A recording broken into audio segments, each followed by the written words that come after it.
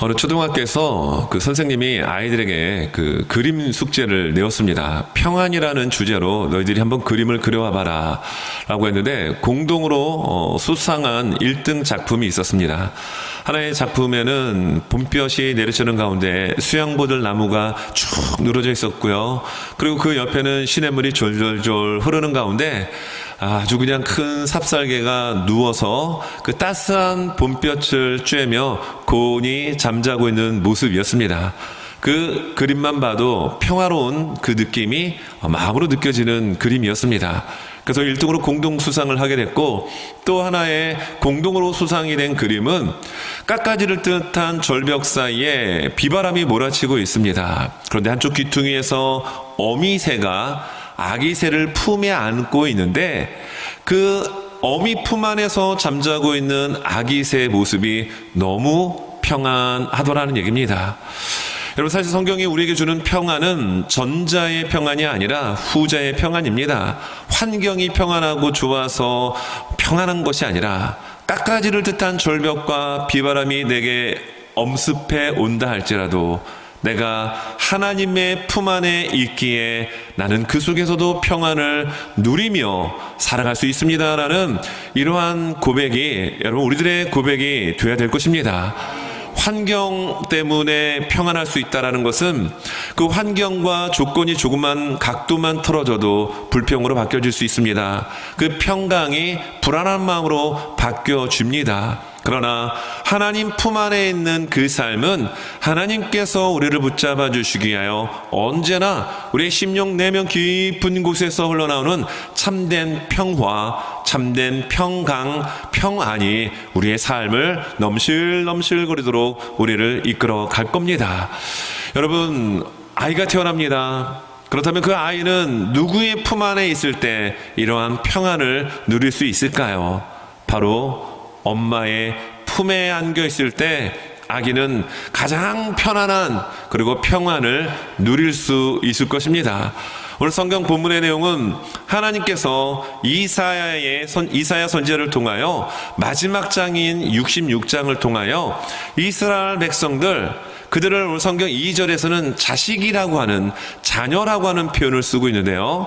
자녀와 같이 그들을 내가 돌이키며 회복시킬 것이다라는 이야기를 하십니다.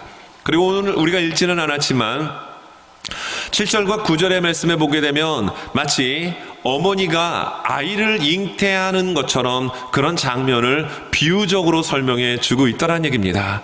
여러분, 10달 동안 그 잉태의 고통 그리고 아이를 순산하는 과정을 7절에서 9절에서 설명하고 10절에서 14절에서는 태어난 그 아이가 홀로 살 수 없기 때문에 엄마의 품 안에 안겨 젖을 물고 있는, 그리고 어머니의 그 영양분인 젖을 빨고 있는 자녀의 비유를 통하여 하나님의 위로와 하나님의 그 따스한 사랑을 우리에게 알려주고 있습니다.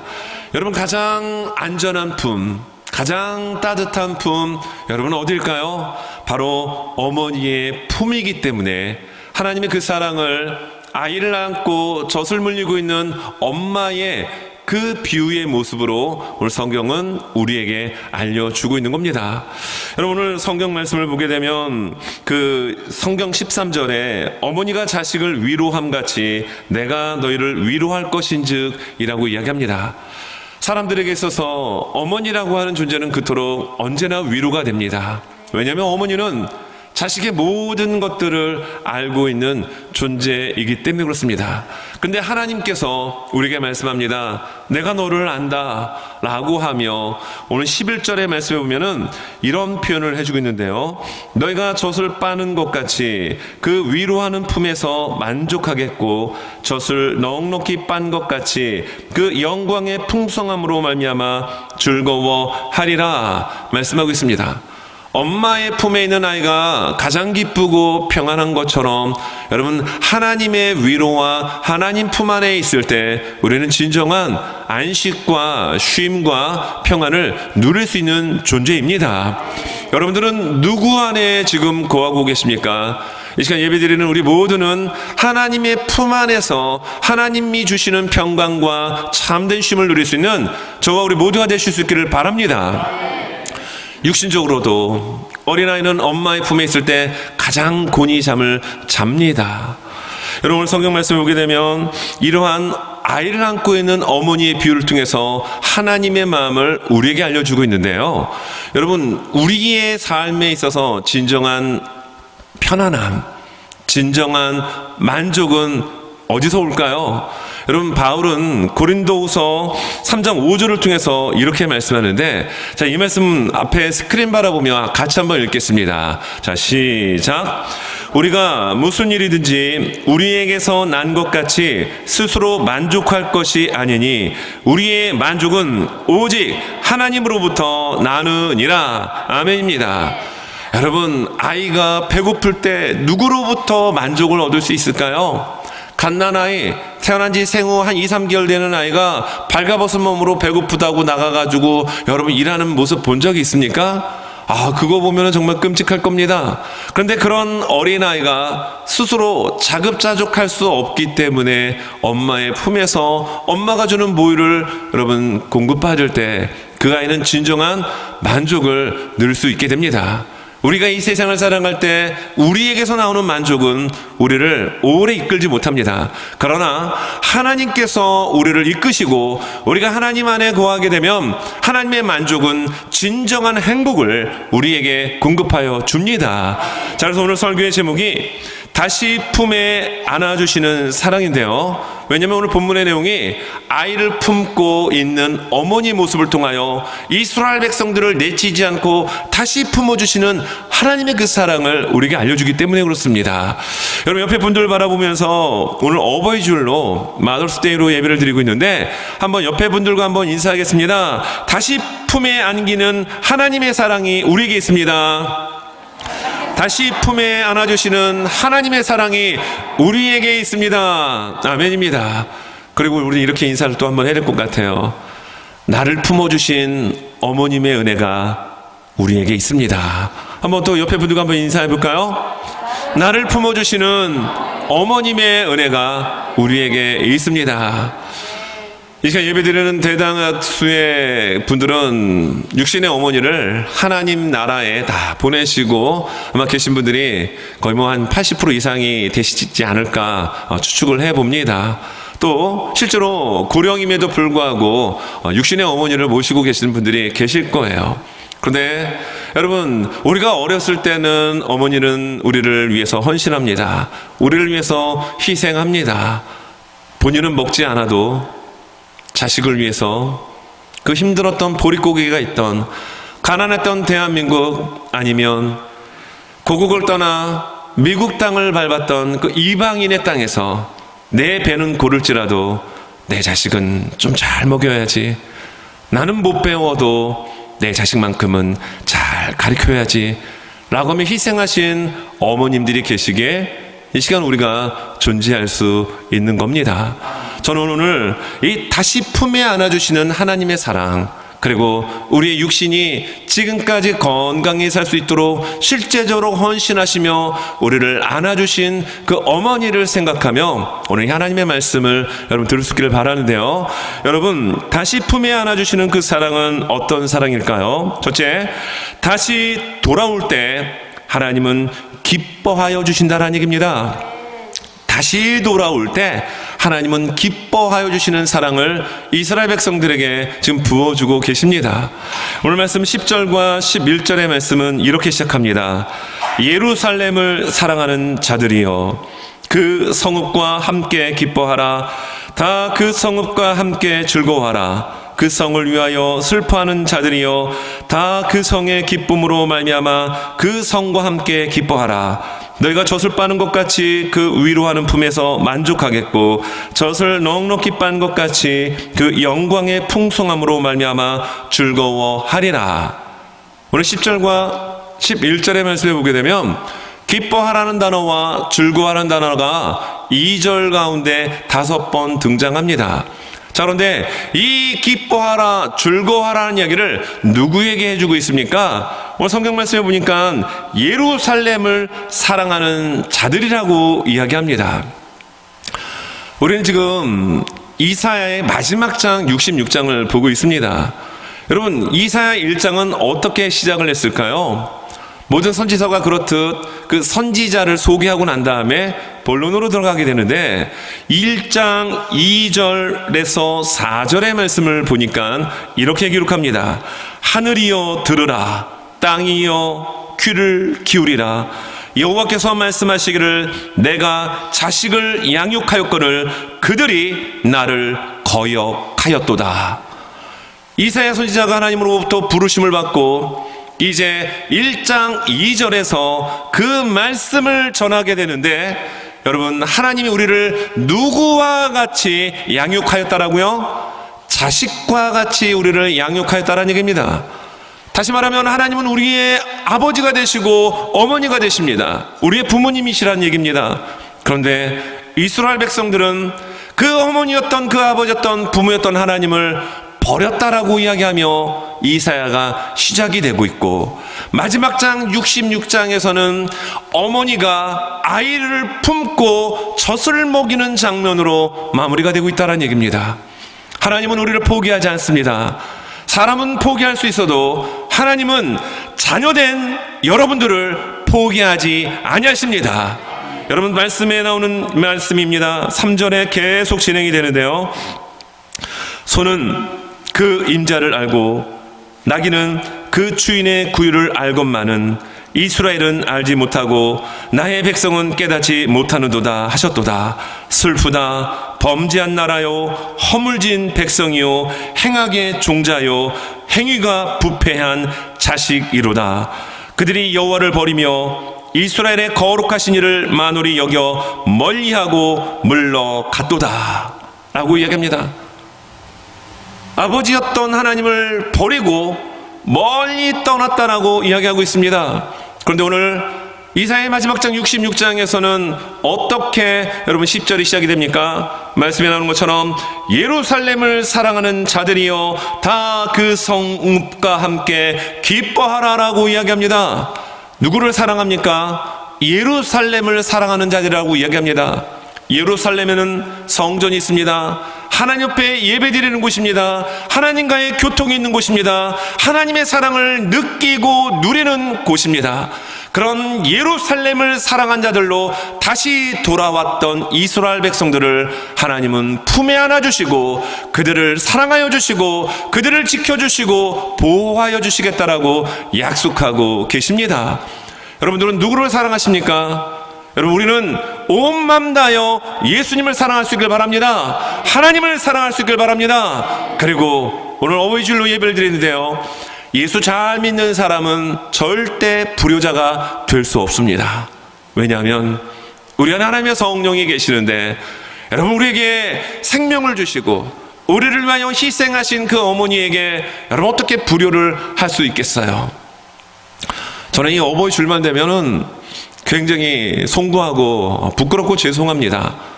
왜냐하면 사역자로 계속 있다 보니까 20대 초반부터 뭐 군대 이제 신학교 다니고 제대하고 교육전도사로 계속 사역을 하다 보니까 어머니가 있던 지역과 멀리 떨어져 있어서 사실 명절 때도 찾아가지 못한 경우가 굉장히 좀 많이 있었습니다. 왜냐하면 365일 새벽 예배를 드리는 교회다 보니까 이렇게 명절 때 내려가지 못하고 전화로만 어머니 제가 이렇게 사역 때문에 내려가지 못해요. 어머니 죄송해요. 그리고 어머니한테 제대로 용돈 한번 드린 적이 없어요. 왜냐하면 교육전도사 사례비가 그 당시에 한 60만 원, 70만 원이었거든요. 그래서 어머니에게 용돈을 드리지 못한 부분이 사실 굉장히 마음에 걸리기도 합니다. 여러분, 오늘 하나님께서 자녀라고 하는 이스라엘 백성들을 얼마나 사랑하셨는지요. 그 이스라엘 백성들이 하나님께 돌아올 수 있도록 언제나 하나님은 선지자들을 통하여 말씀하여 주셨고, 그들이 주변에 여러 가지 많은 어려움 가운데서도 하나님은 전능하셔서 그들을 보호하여 주셨습니다. 그러나 그들은 하나님을 떠납니다. 하나님을 멀리합니다. 그래서 이사야서 1장 12절에 보면 이런 말씀이 기록이 됩니다. 너희가 내 앞에 보이러 오니 이것을 누가 너희에게 요구하였느냐? 내 마당만 밟을 뿐이라. 무슨 얘기입니까? 마음은 없어요. 마음은 없이 몸뚱아리만 와서 날마다 염소 잡고 양 잡고 비둘기 잡는 이런 행위만 있다 보니까 하나님께서 스탑하신 겁니다. 너희들이 지금 마당만 밟고 있지 나를 존경하느냐, 나를 공경하느냐, 나를 사랑하느냐라고 하나님 말씀하고 있는 겁니다.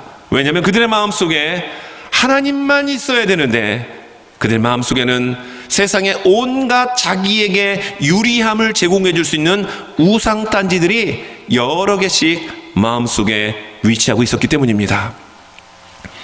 그리고 시간이 흘러갑니다. 오늘 예루살렘을 사랑한 자들이라고 했던 이 말씀은 장차 이 예루살렘이 무너지고 바벨론으로 포로로 끌려갔다가 다시 돌아올 미래의 사건을 이야기해 주고 있는 겁니다. 그리고 장차 완전한 새하늘과 새 땅, 우리가 들어가게 될 그 하나님의 나라와 그 하나님 나라의 그 영광된 모습 가운데 들어갔을 때 기뻐하고 즐거워할 것을 예견하며 말씀하고 있는 내용입니다. 여러분, 하나님을 멀리 떠났던 이스라엘 백성들, 그런데 그들은 하나님께로 다시 돌아올 때 하나님은 기뻐하시고 즐거워하십니다. 여러분, 자녀를 키우는 데 있어서 자식이 만약에 집을 나갔다고 생각을 해보세요. 얼마나 마음이 아플까요? 근데 그 자식이 뭐 한두 시간 나간 게 아니고요, 일주일 동안 소식도 없이 집에 들어오지 않습니다. 열흘, 한 달. 여러분, 그때 부모의 속은, 특별히 어머니의 속은 시커멓게 타들어갈 것입니다. 그때 자녀가 다시 돌아온다면 여러분, 보통 어머니들은 어떻게 반응할까요? 한 손에 지팡이 들고, 그렇죠? 이놈의 녀석아 라고 하면서 야단을 칠지언정 정말 걱정하고 사랑했기 때문에 품에 안을 것입니다. 하나님의 마음이, 하나님의 사랑이 바로 이렇다라고 성경은 말씀하고 있습니다. 집을 나간 자식이 있었습니다. 아버지, 어차피 죽잖아요. 그 유산 미리 땡겨주세요. 그래서 유산 받아가지고 집 나간 자식이 그거 가지고 잘 사업해가지고 돈 벌어가지고 집에 들어오면 좋겠건만, 허랑방탕하게 엉뚱한 곳에 돈 다 허비하고 완전 산 거지가 돼가지고 집으로 돌아올 때 여러분, 아버지는 어떻게 합니까? 거리가 먼데도 불구하고 한 걸음에 달려가 그 자식을 덮습니다. 끼워안습니다. 입을 맞춥니다. 자신에게 있는 반지를 빼서 아들의 손가락에 넣습니다. 그리고 살찐 송아지를 잡아서 잔치를 열게 합니다. 하나님의 마음이 바로 이렇다는 얘기예요. 그런데 하나님을 떠났던 이스라엘 백성들이 다시 하나님께 들어와 예루살렘을 사랑하는 자, 하나님 앞에 몸뚱아리만 와서 예배드리는 게 아니라 내가 정말 하나님을 사랑합니다, 나를 구원해 주신 하나님의 놀라운 은혜, 내가 진심으로 하나님 사랑하는 마음으로 경배합니다라고 그들이 돌아왔을 때 그들에게 기쁨이 회복이 되어지고 하나님 또한 기쁨과 감격으로 그들이 얼싸는 장면을 오늘 성경은 말씀해 주고 있어요. 여러분, 하나님은 우리를 사랑하여 주십니다. 그리고 여러분의 육신의 어머니들 또한 여러분들을 사랑하여 주십니다. 여러분, 성경 말씀에 스바냐 3장 17절은 이 하나님의 사랑을 우리에게 잘 전달해 주고 있습니다. 자, 스바냐 3장 17절 같이 한번 우리 화면 보며 읽겠습니다. 시작. 너희 하나님 여호와가 너희 가운데 계시니 그는 구원을 베푸실 전능자이시라.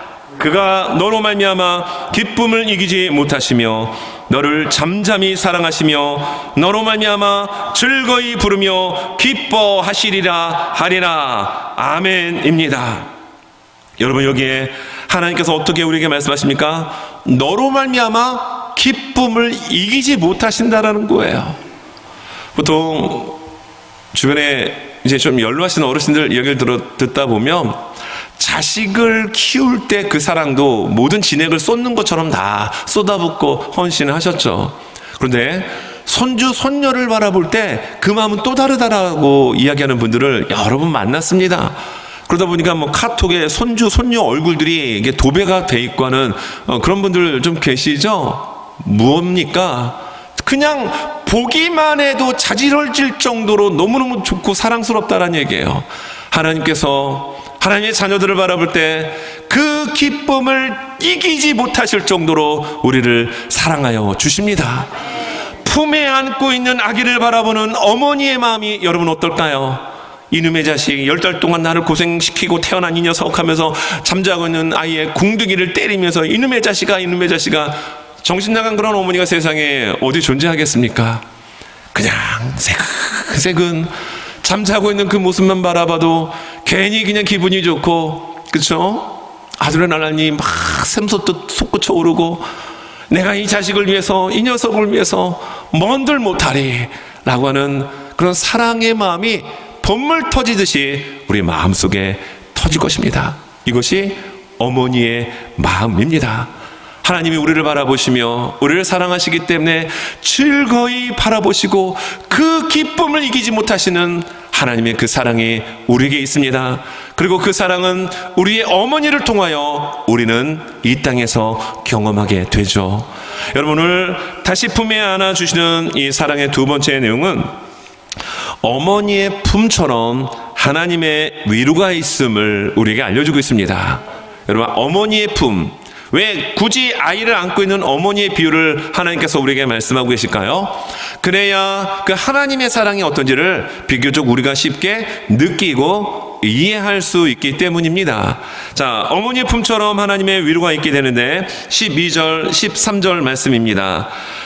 여호와께서 이와 같이 말씀하시되 보라, 내가 그에게 평강을 강같이 그에게 문나라의 영광을 넘치는 시내같이 주리니 너희가 그 성읍의 젖을 빨 것이며 너희가 옆에 안기며 그 무릎에서 놀 것이라.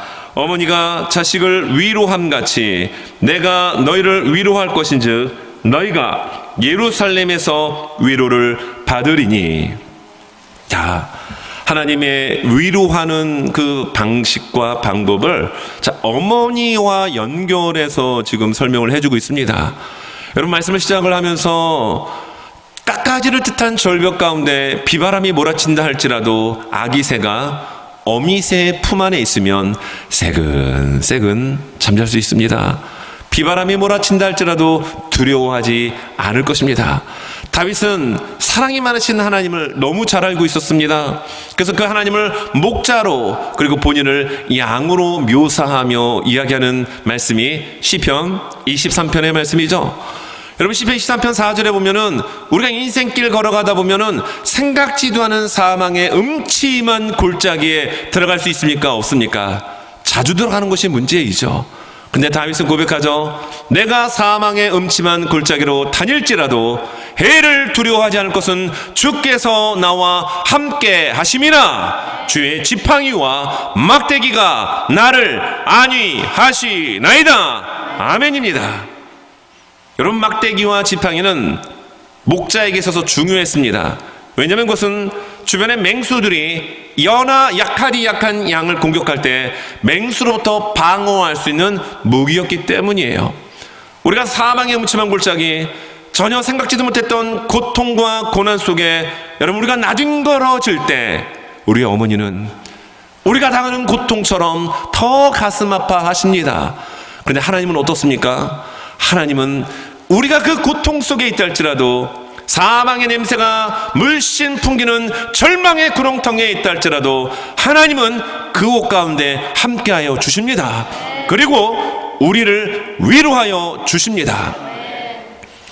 이민 생활하면서 여러분, 누군가의 아픔을 듣고 우리가 위로한다고 했을 때 사실 그 형편과 그 사람의 필요가 무엇인지를 정확히 알지 못하고 괜히 잘못 위로했다가 상대로 하여금 더 큰 아픔을 주는 경우가 우리가 이민 생활하다 보면 왕왕 있기도 합니다.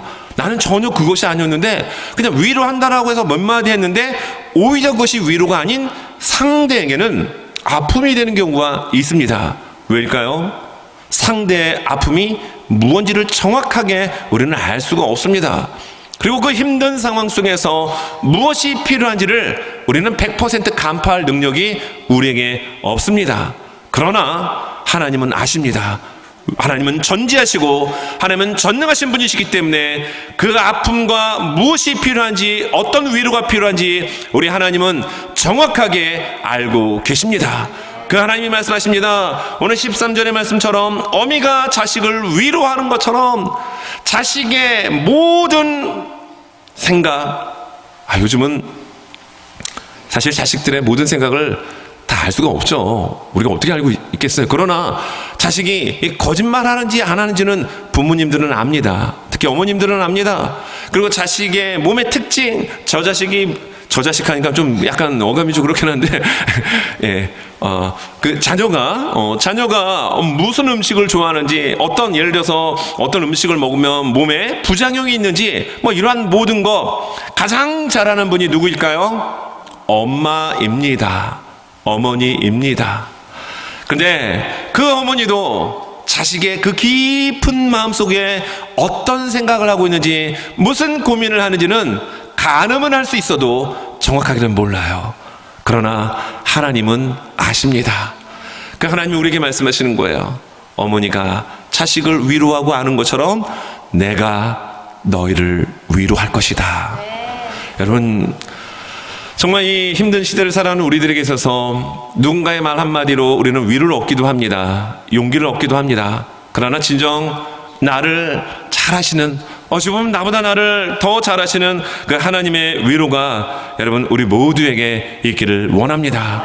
어머니의 품이, 어머니의 위로가 우리에게 큰 힘과 용기를 주듯, 어머니와는 비교가 안 되는 모든 것을 아시고 모든 것을 행하실 수 있는 그 사랑의 하나님께서 여러분들을 붙잡아 주십니다.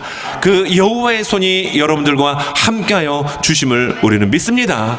하나님 안에 거하고 하나님 품 안에 거할 때 우리는 만나는 많은 문제가 오히려 하나님은 내 삶을 통하여 이렇게 일하셨고 이렇게 역사하셨습니다라고 간증할 수 있는 변환점이 일어나도록 일하실 줄 믿습니다. 우리에게 두려움이 몰려온다 할지라도 두려움이 바뀌어 하나님의 이름을 높여드리는 찬송의 곡조로 바꾸어 주실 줄 믿습니다. 어떨 때 가능할까요? 멀리 떠난 위치가 아니라 하나님 앞으로 나와 하나님 품 안에 있게 될 때 하나님 주시는 진정한 위로가 우리에게 있게 됩니다. 여러분, 시편 94편 17절에서 19절에 보면 익명의 어떤 이가 노래한 부분입니다.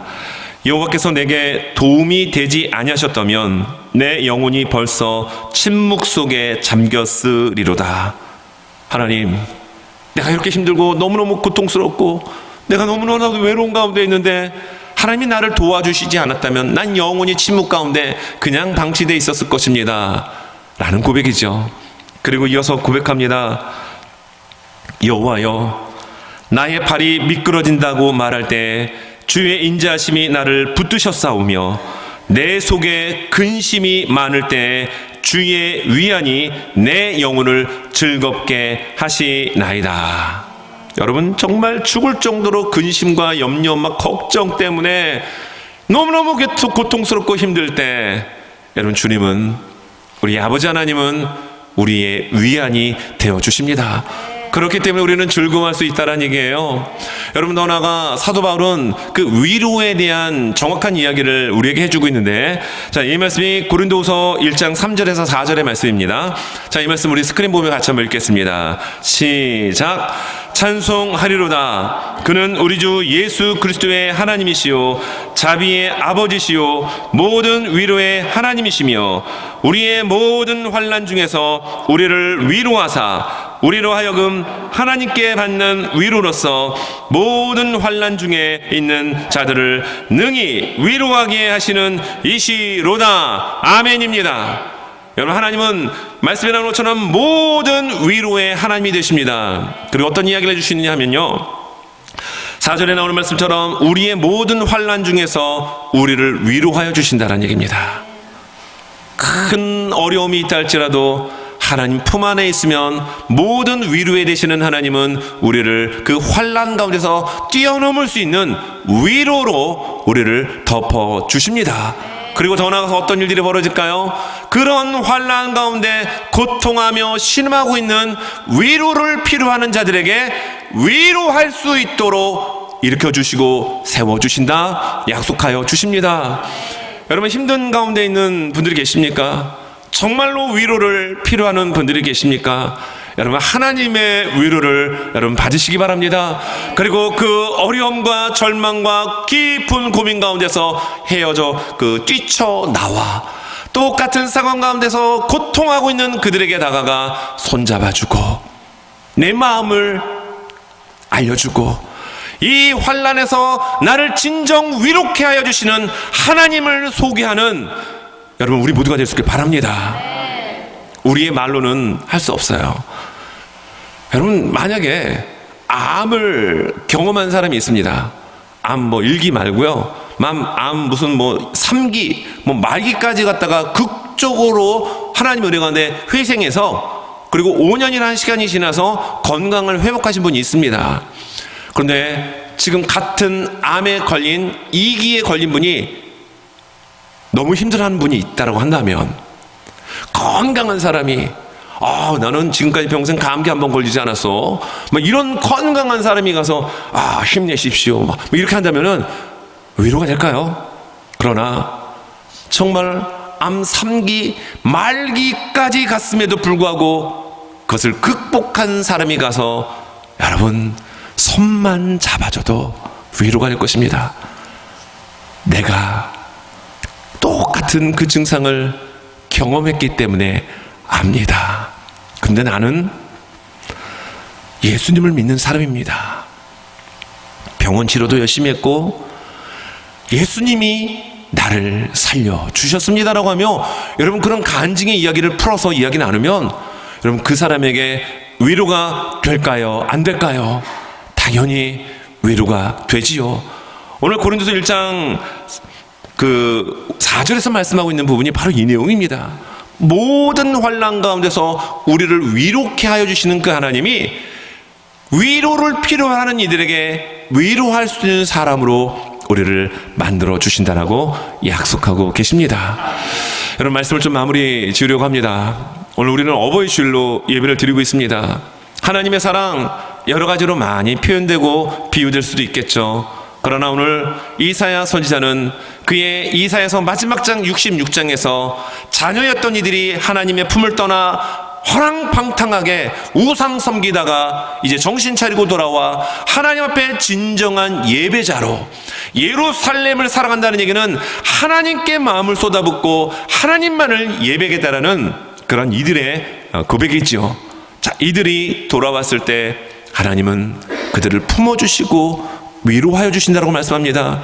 그들이 돌아왔을 때 마치 집 나간 자녀가 가출했다가 돌아오면 가장 기뻐하는 존재가 어머니인 것처럼 하나님은 하나님께로 돌아온 이들을 진심으로 기뻐하며 즐거워하는 모습을 우리에게 보여주고 있어요. 우리가 어버이 주일 때만 되면 우리는 이제 해피 마더스데이 하며 또 꽃도 달아드리고 또 여러분의 어머니들을 생존해 계시다라고 한다면 전화도 드리고 아니면 오늘 또 저녁 식사를 약속을 하시고 함께 또 식탁을 함께하는 분들도 계실 것입니다.